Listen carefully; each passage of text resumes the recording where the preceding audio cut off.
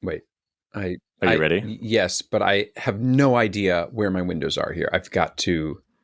I mean, I am not bullshitting. I have. Wait, what am I recording on? I'm recording on Chrome. And I have a chicken climbing in here. Get out of here, chicken!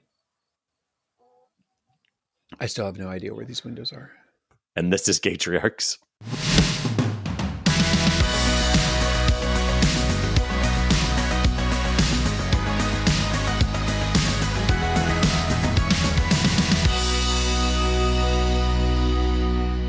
Gavin, one of the things I do a lot on this show is I complain about something repeatedly and I don't change anything about it. So I want to bring something like that up. Yeah. Because that would be way too productive. We are nothing if not hypocrites. It's more fun to complain. Can you imagine your life without something to complain about? Well, yeah, that's unimaginable. This podcast would be about 8 seconds long. So I went to the dentist because my son has shark teeth. Do you know what shark teeth are? Baby shark teeth, baby shark teeth. Yeah. No. Do you know what baby shark teeth are? I just assume super sharp canines or something. No, it's when the new tooth grows in behind the baby tooth before the baby tooth falls out. So you have like a second row of teeth. I mean, we are nothing if not America's finest news source. Yeah. I did not know that. Frankly, I didn't know that existed. Yeah. And that it has a very, very technical name. Yes. So my son had this and we called the dentist and she basically said, let it sit for a couple weeks. If his front tooth doesn't fall out, come in and we'll have to probably extract them. So nothing happened. So we go to the dentist. And the dentist basically says, well, there's two options. We can extract them, like we can pull out the front teeth, or we can just let the teeth fall out naturally and just be way later. What would you like to do? I said, ma'am, I have a degree in musical theater from Florida State University. I am not qualified to cross the street alone, let alone make medical decisions. I feel like every doctor in my life constantly says, what do you want to do? And I have to constantly remind them I am an unemployed homosexual who should not be trusted with such decisions. Being homosexual has nothing to do with your inability or general ineptitude in life. You are just plain that. You know, that goes beyond just doctors, though. I have to say there are specialists in my professional life that sometimes say to me, what do you think you should do? And I'm like, I'm literally paying you to tell me what to do.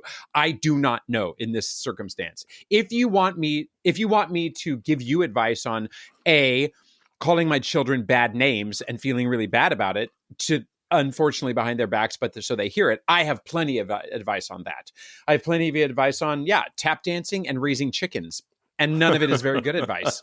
But I agree with you entirely. This happens to me all the time. I can't, but it must be an insurance issue because I feel like culturally this is new within the last 10 years where I'm getting doctors constantly asking me, well, what do you want to do? And I'm like, I don't want a decision. If I feel strongly about something you're recommending, I will speak up. If you say, I think we should pull the teeth, and I go, well, I don't know, then we can have a conversation. I just want you to tell me what to do. Also, my son is like quivering in the chair because he's like, am I going to get my teeth yanked out by this woman today? Or am I going to get to go home and have a lollipop? So, and it all is based upon my daddy making the decision for me, which also makes him quiver.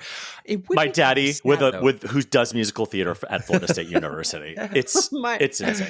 It would be kind of sad if you didn't have that natural, that benchmark moment of parenthood, though, of losing the first tooth. Is he just on his first teeth? He hasn't lost. Yeah, he hasn't lost a single tooth yet. And of course, all his friends have multiple teeth missing. Although one of those shark teeth, front teeth, the baby teeth in front of the shark tooth, is super wiggly now, and he's obsessed. He's like, when is it going to fall out? I want it to fall out. I want it to fall out. So I don't know. I was like, oh yeah, well, one of your body parts is going to fall out and a stranger is going to come to your bedroom at night and take your biological material from you and leave you $1. But it is October right now. And theoretically you could have two open front teeth and he could, be really cute for Christmas, that's all he wants.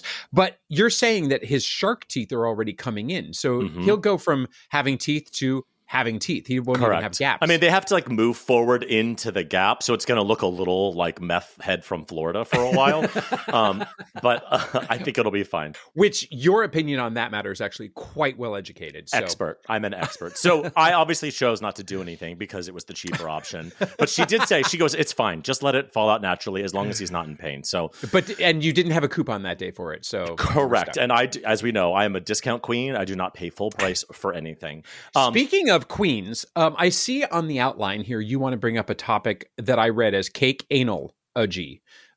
What is cake anal -gy? Well, I was actually going to have a really nice smooth transition before you ignored me and interrupted me. But yes, speaking of beating dead horses, which was going to be, Gavin, I'm obsessed with this chasm between parents where the young parents are tired and exhausted and want space.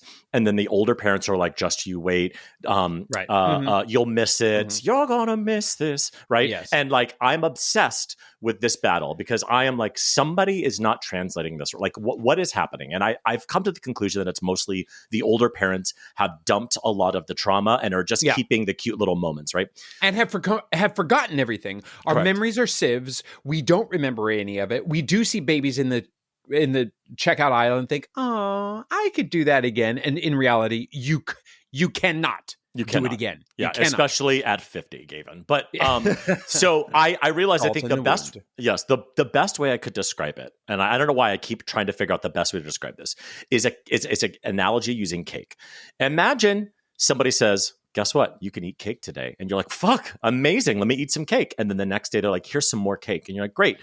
And it's like day 15 and you're like, I think I need a break from cake. And they're like, no, you have to eat cake now. And then one day you're eating cake and you're so full you're about to throw up and somebody says, here's more cake. You have nothing to do but eat cake. And you eat cake constantly. And then this guy walks in and he's older than you and he goes, yeah, I know you're tired of eating cake, but just wait. One day you're not going to have any cake and you're going to wish you had more cake. And then somebody shoves cake in your mouth. This is what it feels like. It feels like I recognize cake is delicious. I recognize that if this is taken away from me, in 3 weeks, I will be desperate for a slice of cake. But I am slipping into a diabetic coma right now because I have had so much cake and I can't appreciate it because I don't have space from the cake. What moment this week threw you over the cake ledge to make this anal -gy? Were you in a playground? Was there some meltdown with your kids? Like what on earth made you bake this fancy metaphor? Well, first of all, it's the weekend, so it's 24 hours a day for 2 days of nonstop kids. But B, I'm solo dadding for the next 4 days. And so I'm overwhelmed with trying to find clever ways to get in a different room than my children. And my children are outsmarting me. And when I say like, hey, go play with these toys, they're like, great. They go get the toys and they bring them next to my feet while I'm doing dishes. And so I was just having this like, I don't want them touching me. And the sound of my daughter going, Daddy, Daddy, and screaming. And I go in there. I'm like, what? She's like, my chapstick is weird. And I'm like, I will push you in front of a bus. So I was just thinking about it because I know I harp on it because I want older parents to understand what we're still going through. And I want us to find a way to make it happen because obviously the solution is to bottle it up, but you can't bring your cake with you. Once they're 18, they take away the cake. You never get to have it again. And until you're a grandparent. Yeah, you barely get to have any cake ever again. I think that your metaphor it's nice and cute and everything, and you're just going to have to make peace with all of it. It does kind of remind me of, or does this remind me? Oh yeah, yes. I was thinking about the way you're being whined, hey, daddy, daddy, and it's just complete nonsense that's coming out of their mouths. I had a little bit of a tiff this weekend with my daughter where I asked her to clean the toilet. This is her year of toilet cleaning. My son cleaned it for 2 years. Her era? This is her era of toilet. She's in her toiletta era, we'll call it. And I can't wait to tell her that because of our septic system, because we live out in the countryside. We heard the cold open where chickens were literally wandering into your recording studio. They were very, very upset. But anyway, she just conveniently didn't clean the toilet before about 75 times that I made the request. And then when she did, or rather finally, by the end of the day, she was so exasperated with me for making the request for the 750th time. She goes, "Can I just get a break?" And I'm like, from what exactly? What is oppressing you in your life on this casual Sunday where you had almost nothing to do, and now it's 9:30 p.m. You've already taken a shower, meaning you stood next to the toilet and stared in that toilet that you did not clean. Anyway, my point is nothing except that, can we get a break? And I'm like, you know who needs a break is children in Kyiv.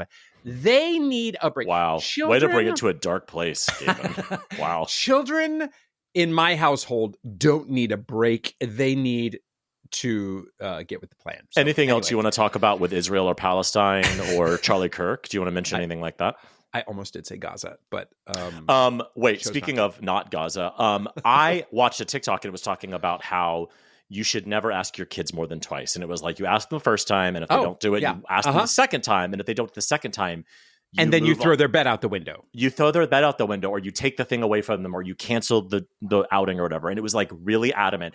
And of course, my brain, all of our brains, who's listening, all of our listener right now is thinking, yeah, but then what about the 25-minute tantrum afterwards? What about ruining the weekend at grandma's or whatever? Yeah. And literally, I opened the comments. Top comment with 1 billion likes was like, yeah, but what about the 25-minute tantrum afterwards? But I decided, now that I'm solo dad, which we've talked about before in previous episodes, where it's almost easier to be a solo dad because you're almost easier. I'm trying it. So I told the kids, I sat them down and said, these next 4 days, when it's just daddy, I will ask you 2 times. I will ask you the first time.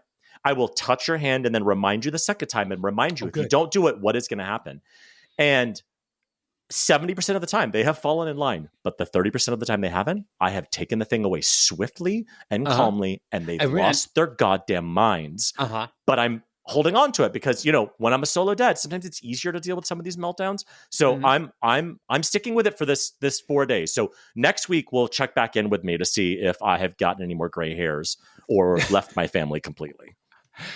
This is a really great dad hack of the week, by the way, is the ask twice and then go nuclear. But you know what? I'm going to take that as a personal challenge. I am not going to, because bedrooms, part of their chores, neither of them were cleaned yesterday like they're supposed to be on Sunday. And I asked them 75 times. And so I have been thinking, how am I going to deal with it today when they get home from school?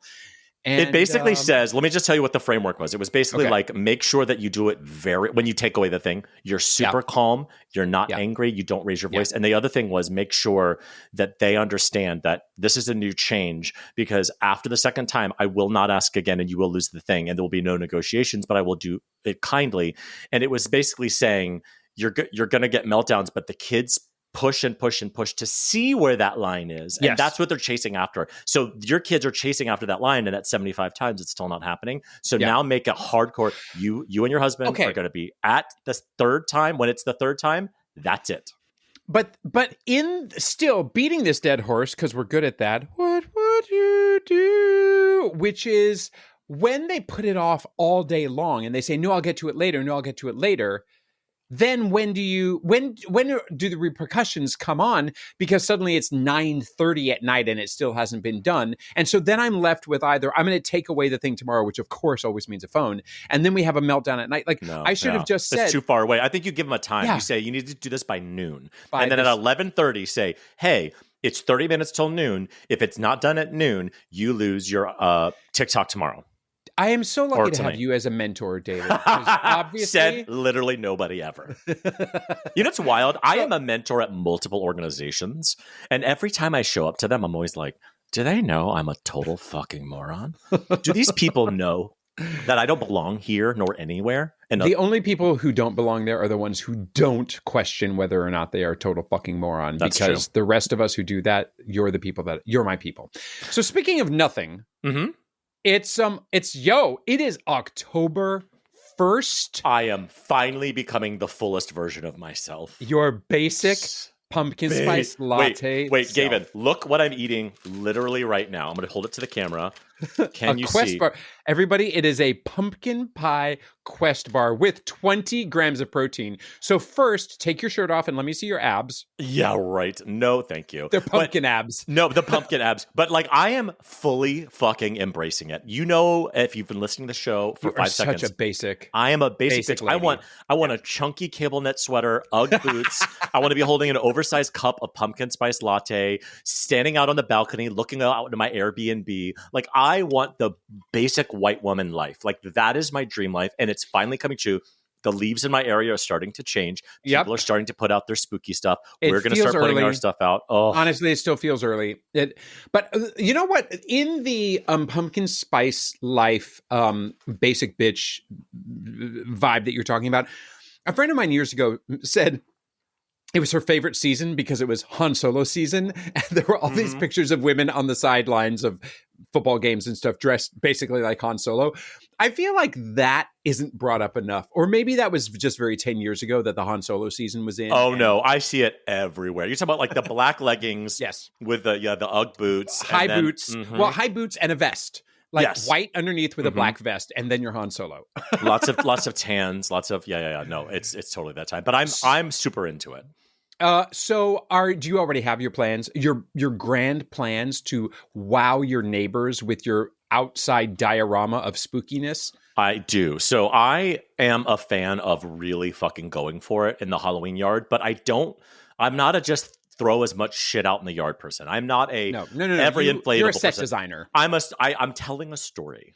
I'm telling a story with my yard. And every year I try to do something wacky and crazy. If you ever want to see them. And you have new neighbors. You can just recycle your old ideas this time. And so that's what I'm doing. Neighbors drive by? I hope not, because I am going to recycle this year only one time because I need a little bit of space because we just moved in. Yes. We don't know what we're doing. So I'm going to recycle the dolls motif. Now, if you haven't seen any of the stuff, go to my Instagram at David FM Vaughn, and I have posted a video every year of what we've done in our yard for Halloween.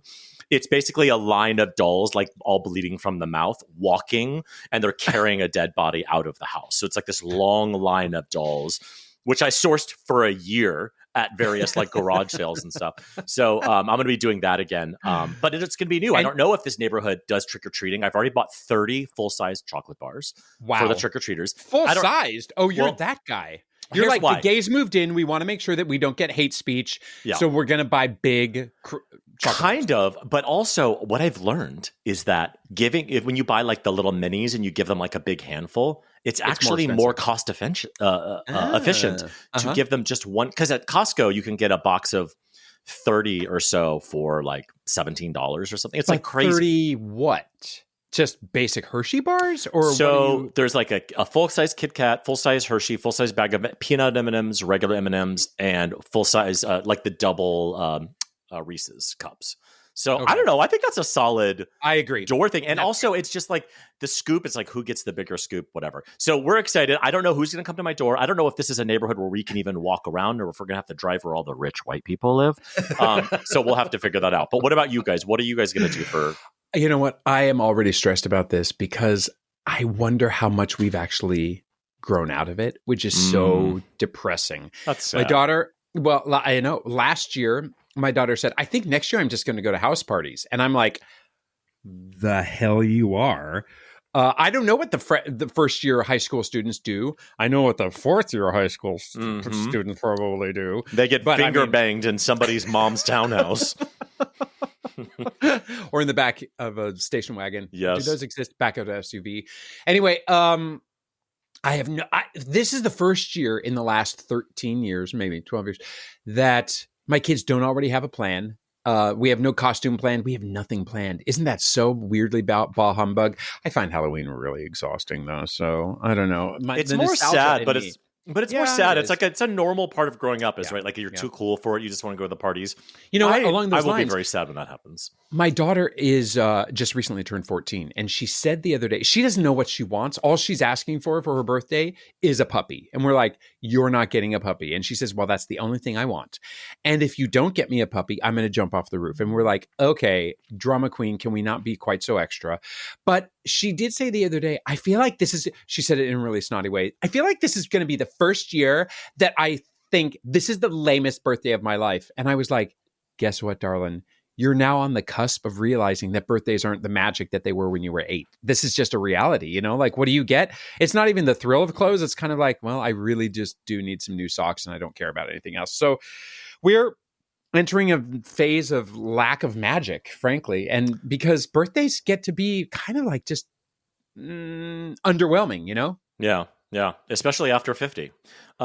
So speaking of Halloween, I just want to remind all of our listener, we are going to throw a Halloween party for families in conjunction with the Queer Family Podcast this coming Saturday, Saturday, October 25th from 4 to 6 p.m. at Sugar Mouse NYC. For those of you who are mad because we're doing another thing in NYC before any of the other places, we can't fly to Jersey for the one listener. I'm sorry. Like, we literally can't do that. Also, you didn't invite us to Jersey. That's true. And we would consider it. I don't know, David. You're thinking very negatively. I think with the growth mentality, but hey, Jersey is not inviting us, nor is Oregon. I feel like we get one download a week from Jersey, the country. So I think I know who it is. But it's Saturday, October 25th, 4 to 6 p.m. at Sugar Mouse NYC. It's like an arcade bar where you can, you can order bar food and have like adult drinks. A very sophisticated Dave and Buster's. Think of it that way. Oh, that's a good very way to sophisticated. Yeah. Yeah. They've got drinks and bar food and arcade style games. They've got big old projections all over the walls. Mm-hmm. It is super slick. It's really cool. We will have candy for kids. Hey, are we going to get like the full-size bars, do you think? Fuck our listener. I don't want to give them. I'm just trying to impress the people in my neighborhood. I don't give if you listen to this podcast, you don't deserve a full-size candy bar. You deserve a medical intervention. And I am not trying to impress you with anything whatsoever. No, I'm kidding. We'll give something really cool to kids, and we'll be obviously socializing with all the other queer families and a listener of the other podcast. So the Eventbrite is in our bio. So, hey, will you please go back and give us a like on Instagram, first of all, and click on the bio, and you'll be able to sign up. It would be nice to know how many people are coming. I mean, we know it's going to be overwhelming. We're not exactly going to need what if we do need a bouncer? That would be sweet. And what if the bouncer was hot? That's what I was literally just thinking. Do I want like an unhot, scary bouncer, or do I want a hot bouncer? Because, right, you can't have somebody in the middle. You want somebody either that you're going to like try to hit on, or you want somebody who legitimately scares you. Anyway, but we hope to see all of you listener there. We're going to be there dressed in some sort of costume. Who knows? And speaking of other events, this past weekend, Gavin, was a speaker at this is just all about you, isn't it? Babies conference. Oh, sorry. I talked right over the most important part there. Yes. It was the men having babies. You usually do, Gavin. I'm constantly I know. But I went men having babies. For those of you who don't know, it is a not-for-profit organization that helps kind of gay men navigate. Educational, navigate like how to become dads, how to adopt, how to do surrogacy, how to do it surrogacy ethically, and it's really wonderful. And they're really well known for their like weekend conferences. They do one a year in New York. They do it in Brussels and San Francisco, and they're all over the place. It is how we started. We started our kind of journey with going to one of these conferences, and because we didn't know anything about surrogacy. I was like, I don't know. I didn't know anything about adoption. I literally thought it was like adopting a pet where you just like pay $50 and grab one out of the kennel. Like I didn't know anything. Sometimes, David, you say enough shit that makes you look bad in general, but that sometimes you don't need to aim even lower. But, that's pretty bad. But furthermore, men having babies has already they've been partners of ours, and we've interviewed the founder here. And Ron, Ron was on one of our episodes a while ago, and he was an amazing partner. Fan. They partnered with us for the listener meetup in Central Park, in Central Park. So we love them, and they were very gracious, and they asked me to come for 2 days, and I did 2 panels, and it's really fun to be amongst other people that you share this common thing with, this desire to have a family in this way. And you're the elder and the mentor. So they all look up to you. I'm devastatingly young to be a dad, as we know. But yeah, it is. It's like I'm sitting up on the stage. First of all, I'm on the stage with 5 other people, right? And they go down the line introducing themselves. And it's like, hi, my name is this. And I'm doctor, this high-end lawyer. I'm this huge doctor with 6 properties. I am a state assemblyman. And they're like, and you? And I'm like, I host a podcast. Like, I felt like such the redheaded stepchild of this panel because these people were incredible and they were so smart. And you were lucky enough to be represented there, which is pretty amazing. What do you think you were there for? Comedic relief? Or I mean, I certainly made the room laugh. These conferences are a lot about data and information, and everyone's kind of hoping to one day, and price tags, and so there's a lot of kind of like palpable stress in the room. And of course, I swoop in and I start talking about how my kid was calling me an asshole this morning because I took away his treat for the evening, and I told him the story about like the dirty diaper with the wiping them with the napkins, and so I was definitely cutting up the room, and I realized, maybe I am here to just break it up a little bit, because I'm certainly not here for my smarts or my, let's talk about ethical surrogacy. But it was really fun to be up there, and I appreciate them inviting me. But one of the things I heard a lot of, go ahead. And please, well, maybe I'm jumping the gun, but going by your bullet points, please tell me, did you get a huge round of applause when people said, Gaytriarchs, wait, that's what he looks like? Oh my gosh, I've been listening to him for years, literally. You know how, like, when you leave, I can hear the crickets in your area where you record? It was the loudest crickets I've ever heard in my entire life. I was like, I host the Gaytriarchs podcast, and it was like I was at the edge. I was at the event horizon of a black hole where all light and sound was being pulled to us. You didn't, not even this?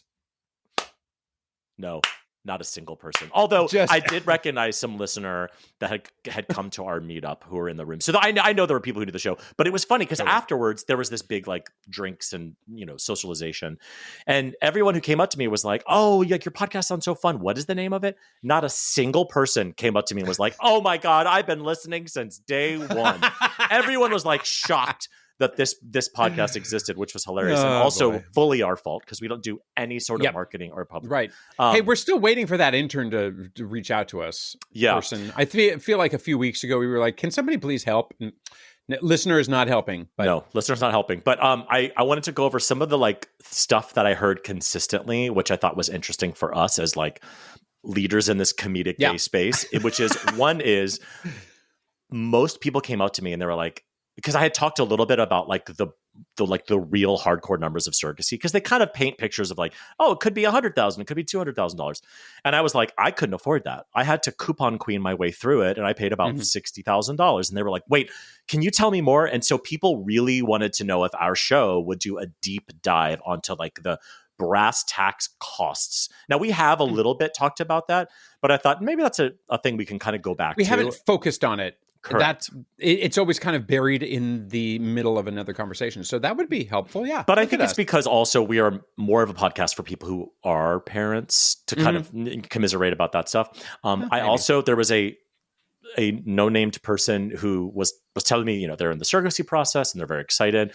And they were stressed out a little bit about the process, which as we know is very stressful. And then they said to me, jokingly said to them, I was like, yeah. And then once you have your kid, you get to stress out about having kids. And he said, and I quote, "Oh, I don't think having kids will be a problem at all. I have many friends with kids and I'm around them all the time."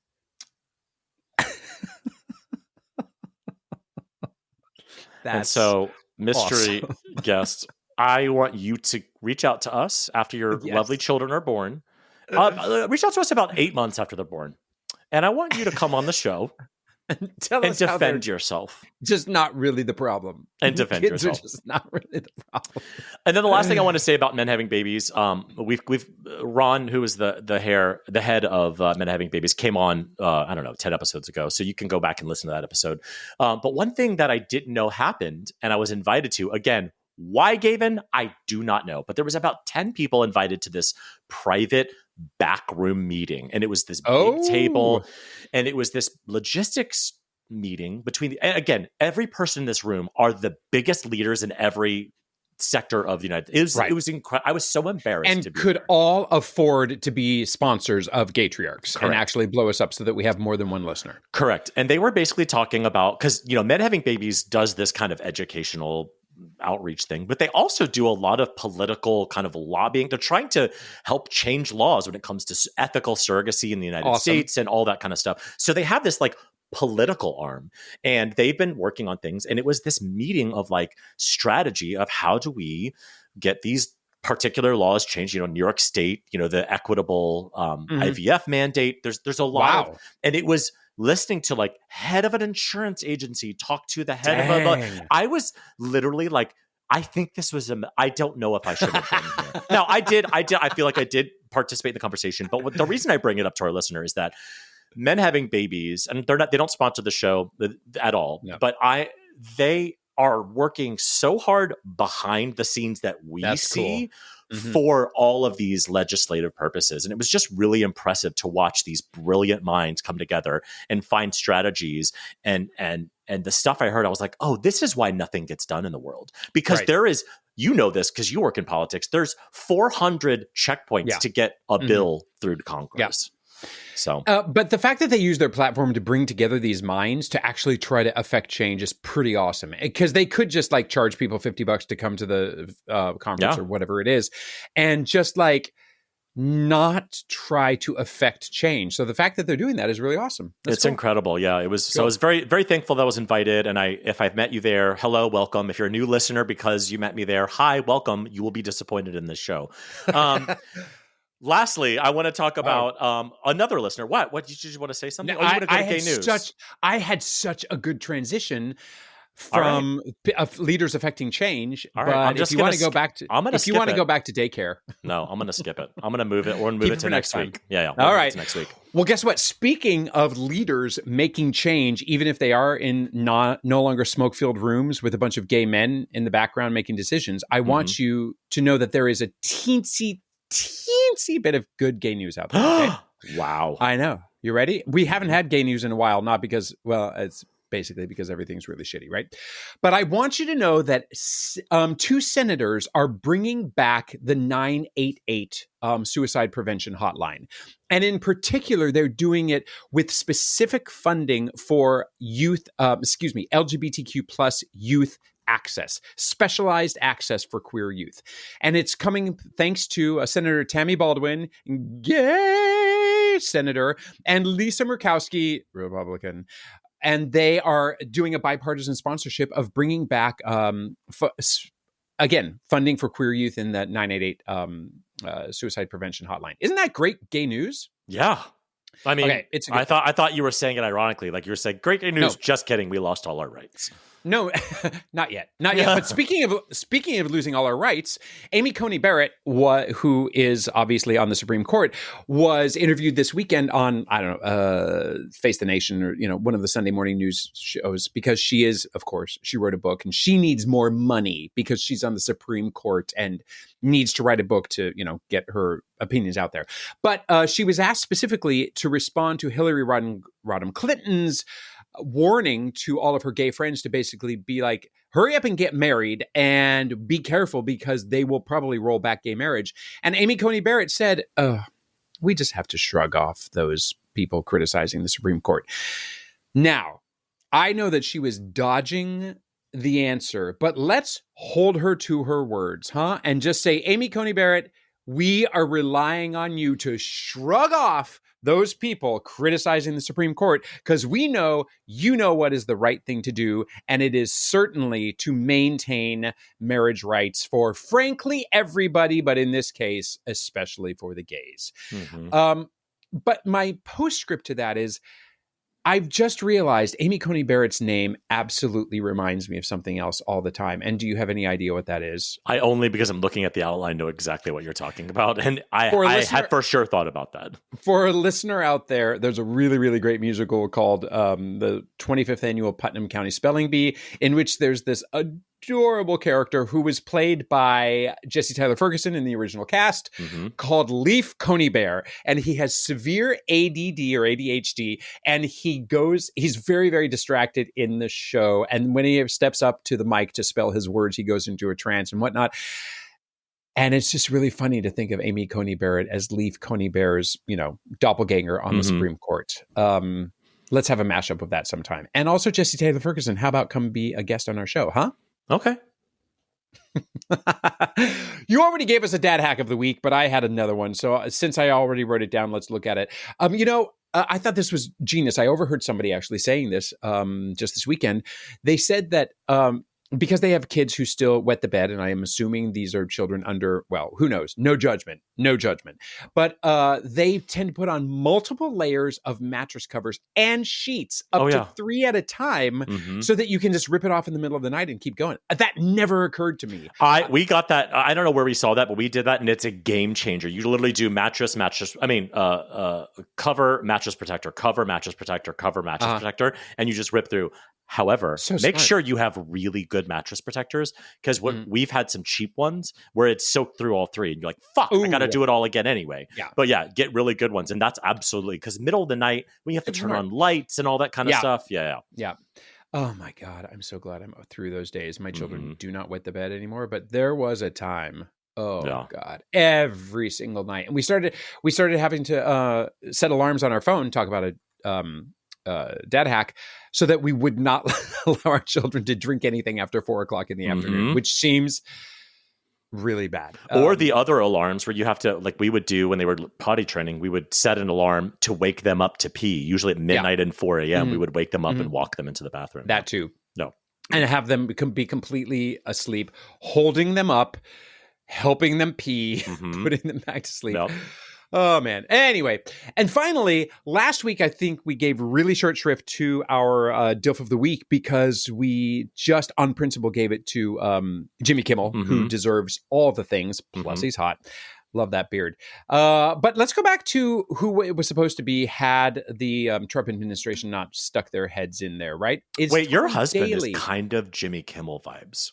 Now that I'm realizing it, there's a little bit of Jimmy Kimmel there. So, okay. Anyway, sorry. All right. Yeah. Tom Daley, he is just such a little pocket gay, and he's so cute. And all he does is spread joy throughout the world with his Speedos and his knitting. And so Tom Daley, he's got... Wait, is it 1 or 2 kids? I guess I should have brought that information. But anyway, whatever. He's a gay dad, and he's obviously our DILF of the Week. Any thoughts about Tom Daley? He's gorgeous. Love him. Full support. End of list.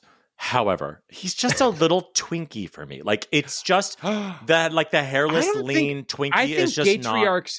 I think Gaytriarchs is a twink-free hating zone. No, we're twink-friendly here, for sure. Twink, we love twinks, we love dares, we love wolves, we love otters, we love it all. But it's just if you have him next to Jimmy Kimmel, I'm going to go for Jimmy Kimmel. It's just but no hate. No hate, I agree. Right? I totally agree. Tom Daley is not my cup of tea, but I think he can be our DILF of the Week. Okay, hater. Wow, I didn't say he couldn't be the DILF of the Week. What the fuck? God, he's the just worst. Clearly not yours, but it's he's the show's DILF of the Week. All righty. You know what the show's DILF of the Week is not? This is not a good transition. What? Our top 3 lists. Gaytriarchs top 3 list. 3, 2, 1. Wow, that was like so bad, and I was like running them in my head. Anyway, this is your week. This is your week because you really thought about this list. I really did. I didn't have to cut out 20 seconds of silence. So this week is the top 3 most inappropriate costumes for Halloween for grown ass men. Now, I'm a little anti dressing up anyway because I'm just a bah humbug about when it comes to Halloween, stupidly. But I did find a list of really inappropriate costumes for men, and boy, are they. Now, this is not a visual medium, obviously, but I'm going to describe them to you. Okay. So number 1 for this list is basically just a man dressed. Number 3. Gavin, it's episode 124. I'm still prompting you. Number 3 is called 1. Bronze, silver, gold. Continue. Number bronze is the big bikini babe adult costume, where a man would just be dressed up with a full body suit with really, really, really big breasts and really big butt and a bikini. And it's disgusting. But furthermore, it has a wig that goes with it, justifying the name the Rasta Impasta. Oof. Yeah. I think that's pretty inappropriate. That's inappropriate, yeah. Number B or 2 or whatever silver is the breathalyzer costume. It is a box that the dude puts over his body and the breathalyzer is at dick level and it says blow here. And I don't care who you are or how hot you are or if you're even naked under this costume. Strong choice. It's just so unclassy. All right. Hard disagree. Continue. Showing my full judgment. There is also number 1 gold A level inappropriateness is the snake charmer costume, where a dude puts on a turban, questionable there, dresses up in some kind of, Arabic wrap, and the big old snake comes straight out of his crotch. What if he's doing a play on Voldemort? Can he wear the turban if he's white? If he's playing Voldemort. Okay. I believe he can. All right, cool. What about you, David, for this random talk? All right. Top 3 inappropriate Halloween costumes for grown-ass men. Number 3 for me, a sexy angel. I don't care that you have cute little wings and a little diaper and like white sneakers and you're barely wearing anything. You're too old for this. Stop it. Number 2, sexy Mario. I know you and your boyfriend want to go as sexy Mario and sexy Luigi. Sexy Luigi. And it's just so cute. You're not going to wear a shirt, but you're going to wear the red shorts. You're too old for this. Stop it. And number 1, sexy Smurf. First of all, it's not sexy to be a Smurf. Second of all, you're too old to be shirtless for Halloween. Third of all, you didn't paint the blue to the edges. Every time you reach up in the air, I can see on your waistline where you didn't paint the blue. You didn't go all the way to your hairline because you don't want it to get in your hair. It's too much. You're too old for this. Stop it. Bravo. And next week. All right, we're going to go. What are the top 3 hottest Halloween movie characters? Oh, nice. So yesterday, as we know, I'm a churchgoer, right? Ugh, thanks gross. to Steve. Gross. Thanks to Steve Youngkite coming up and talking about 12 men following Jesus around in the desert and being kind of gay. And anyway, my daughter was asked to give the children's message yesterday, which meant she had to think of something profound to inspire little children with. Well, I can hear chickens in the background, Gavin. I think it's amazing. Sorry to interrupt your something great, but coming inside. I love it. This chicken is walking around my office, and it's just very weird. There's lots of cock in Gavin's office, is what we're saying. Yeah, exactly. So anyway, your daughter was at the cult meeting. She read something from the cult. She was at the Yeah. But you will be shocked to know that we put it together about 3 minutes before church took place. We were in the car frantically, but she was so locked in and so focused. She's like, Dad, we got to get this done. And not only was she driving me to say, okay, let's figure this out. There was no panic. It was just, Dad, lock in, let's do this. And then eventually I helped her craft it. And by the end, I was giving her the wrapping up sentiment of it all. And it was very nostalgic and cute about bridging divides between strangers and whatnot. And she was like, Dad, this is going to bring tears to the audience. And I was like, not in a Jesus-y way, but in a, Dad, you are so poetic with your words. So no, I was rolling my eyes at both the religious part of it and also great Gavin is an artist. My teenager didn't think I was a dick with 0 talent this weekend. And that is my something great.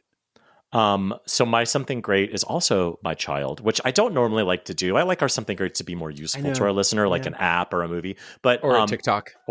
But my son, my son's elementary school had a movie night the other night, and you bring a blanket, they play Lilo and Stitch, they have food trucks, it's super fun. And so we all went with my daughter as well, who is not at Emmett's school. And so we get there, and of course he sees all his friends. They're all super excited. They're just running around together. Well, my daughter wants to hang out with them, but she's so the annoying little sister. And she's just you know what I mean? Not because of, she is annoying, but also she's the little kid and he's with his older kids. And he was magnificent with her. He let her come with them. Every time she cried because they ran off, he ran back and said, come on, you can come with us. And he really earnestly wanted her to be included with the older kids, which of course she was just so over the moon about it.